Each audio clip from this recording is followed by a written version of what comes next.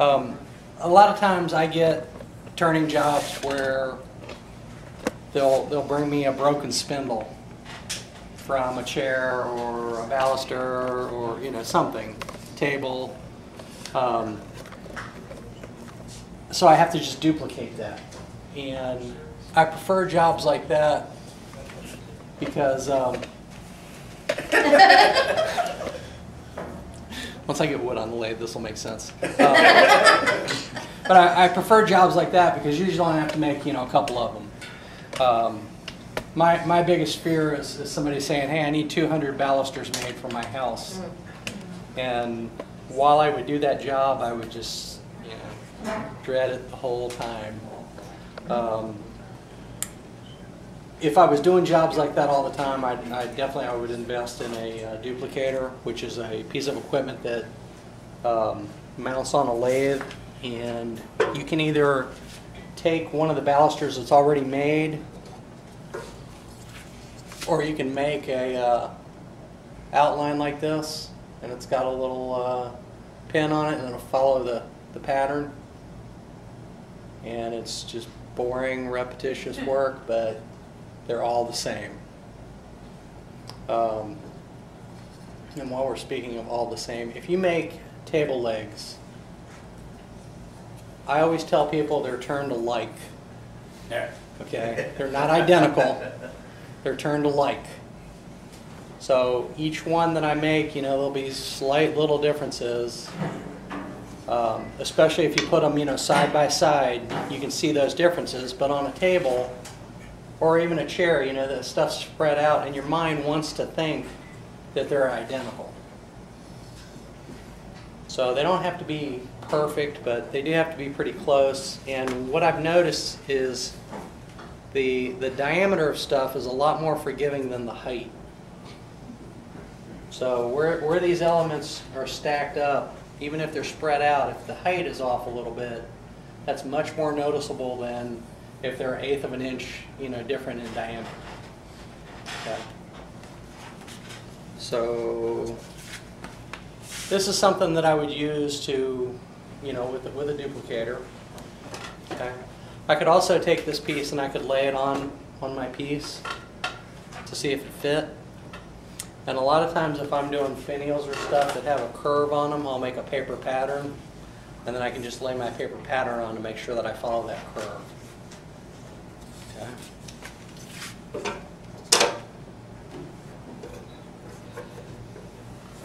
So a lot of times I only have to do a couple of something.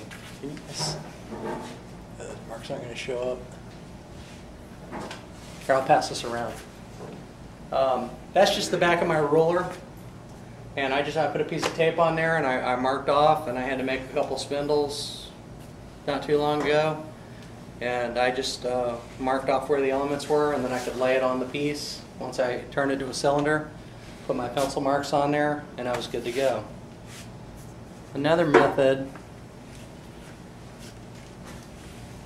is this board, this storyboard, and it's got nails. And I clipped them off, and then I hammered them so they were all the same level. Let me show you how to use something like that.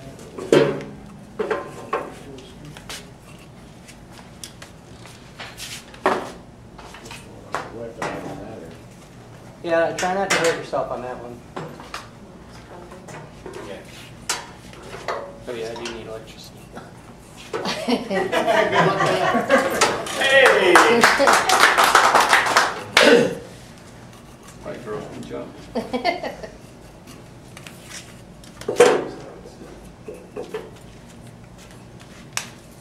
Have you guys seen my trick for marking centers? You can lay a ruler across, or you can use a center gauge, but you can also use your finger and the pencil. And I use my finger a lot of times as a stop guide, and that's about the middle.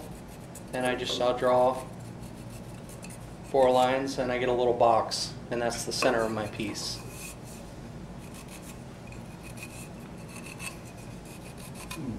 And I have a really nice brass center finder at home, and I hardly ever use it, which is a shame.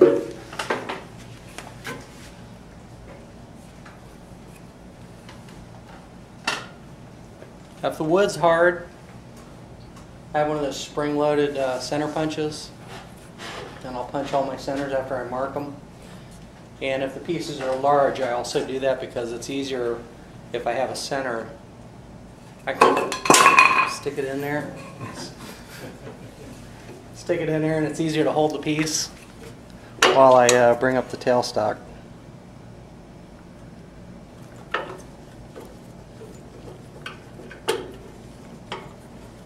Check the speed on this. With spindle turning, typically go with speeds that are pretty fast. So we're on the high range on this, so I'm good. I'm going to use my skew on this. So typically when you're turning table legs or chair legs and you're going to leave a pommel on there, you're going to know what size the pommel is going to be. So I'm going to make mine this long. Emory, Yes. remind me, I've got a skew of yours in my truck. I've been hauling around for a couple months. Oh, really? Yeah, Oh, that's right. Somebody gave it to me. I want it back. You can have it. A lot of times I only mark two sides on this too, because that's enough. When it's spinning, I can see the line. Okay.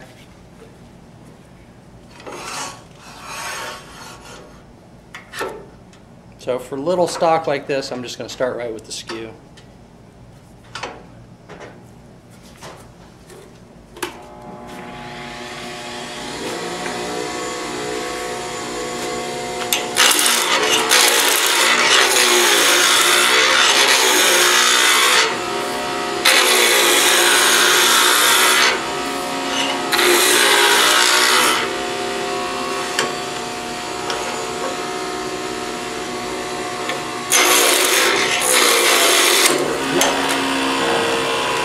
I hate when that happens.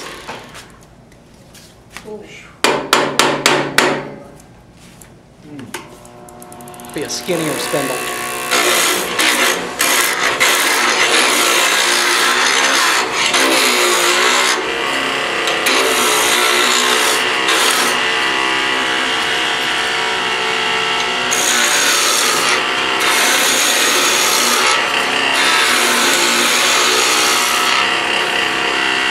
I believe I was able to knock that back onto center line.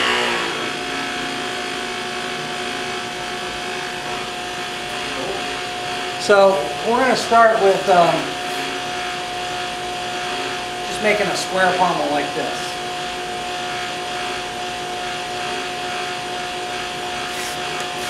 So you guys can see the pencil line. What I'm going to do is I'm going to start on this side of the line and I'm going to ease over the line. And I'm going to start with basically just a V cut.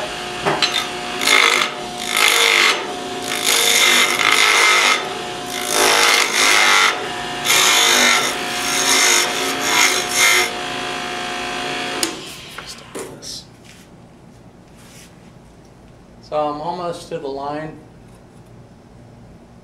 Okay.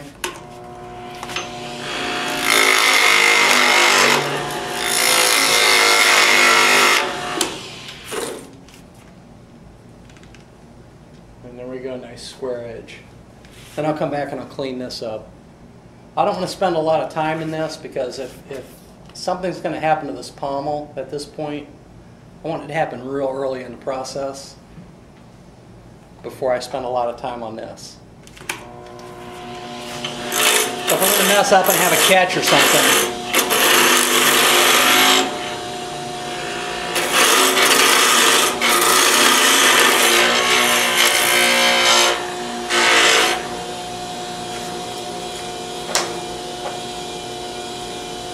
you guys all know about the thirds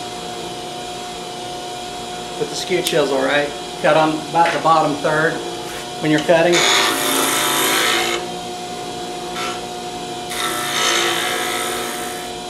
Okay?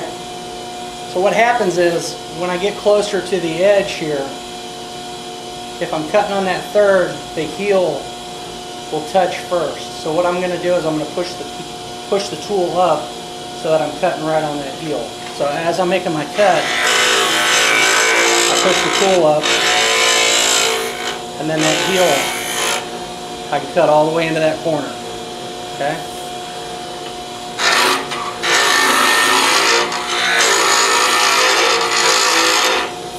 Who's got my stick with the nails in it? So I can take this, line this edge up,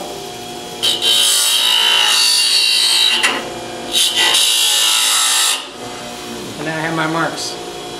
And every one I do, all these marks will be the same.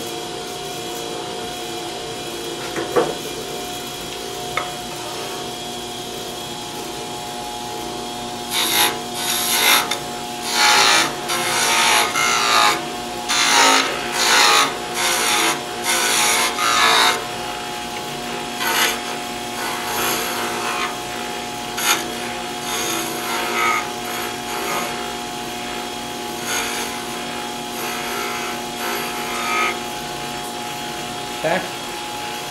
Let me show you my favorite tool for rolling beads. This is my parting tool. I love this thing.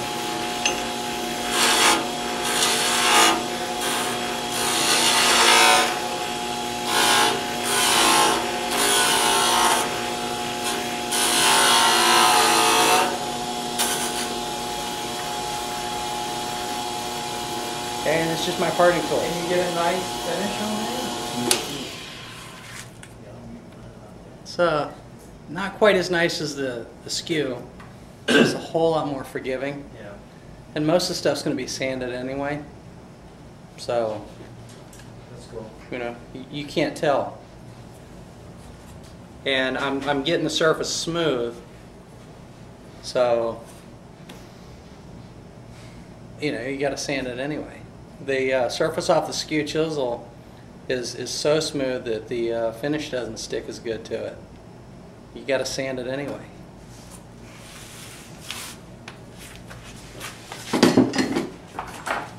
So I need to make some of these little bead things. So one of the things I do is I'll take a pair of dividers, especially if I'm just making one or two. And I can use my dividers.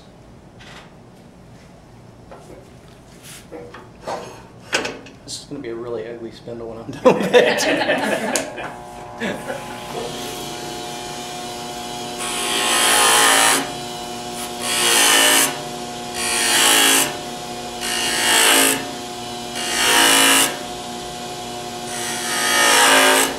Okay, so now I've got evenly spaced lines. Nice and quick. Of course, I would have counted how many were on that thing if I was trying to match. And then I come back with my parting tool, roll my beads, and I could make, you know, however many of these I needed to make. Okay.